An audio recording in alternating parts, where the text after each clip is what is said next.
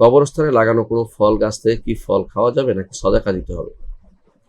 প্রথমত কবরস্থানে গাছ লাগানো ঠিক নয়, বড় বড় গাছ লাগানো ঠিক নয়। এই জন্য কারণ গাছেরও একটা ইয়া পড়ে, চাপ পড়ে, আঘাত পড়ে, সেরকম বড় বড় গাছ কবরস্থানে লাগাবেন না।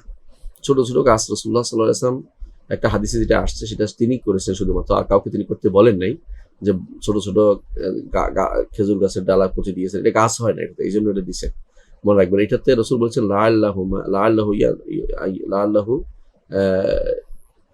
ইউখাফফাফু আনহু মা লাম ইয়াইবাসা, যতক্ষণ পর্যন্ত এই দুটি শুকিয়ে না যাবে ততক্ষণ তার উপকার হবে। এটা রসুলের দেওয়ার কারণ, অন্য কারোর জন্য সেটা করতে তিনি বলেন নাই।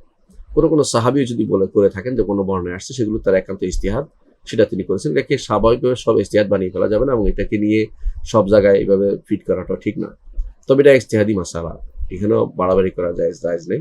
মনে রাখতে হবে যে কবরের উপরে গাছ বৃক্ষরোপণ করাটা ভালো কাজ না, কবর খালি রাখা উচিত।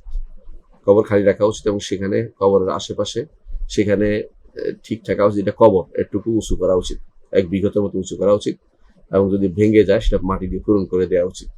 এবং এটার উপরে কোনো চাপ হয়, বাড়ি হয়, কোনো ঘর হয়, বা কোনো বিল্ডিং ইট হয়, এমন কিছু দিয়ে ব্যবহার করা যাবে না, কারণ এতে করে কবরওয়ালার কষ্ট হয়। আলী রাদিয়াল্লাহু আনহু এক লোককে দেখছেন যে কবরে ঠেস দিয়েছেন, তিনি বলেন যে কবর অর্থাৎ ঠেস দেওয়া যাবে না।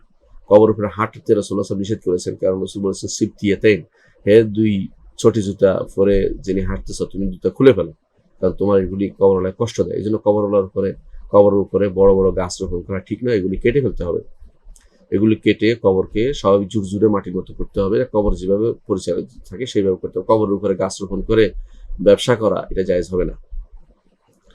সেজন্য কবরের উপরে যদি কোনো ফল গাছ থাকে এটা কেটে ফেলবেন।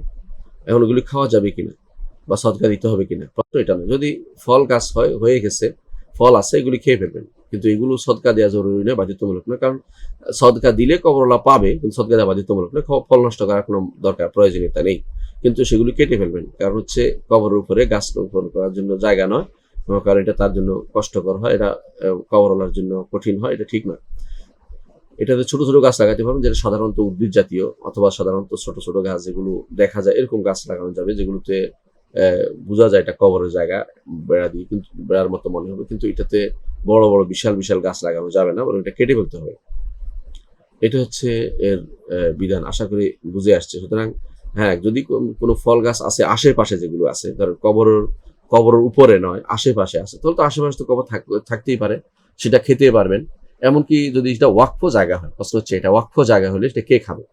ওয়াকফ জায়গা হলে সেটা বিক্রি করতে হবে, সেটা খাওয়া যাবে না।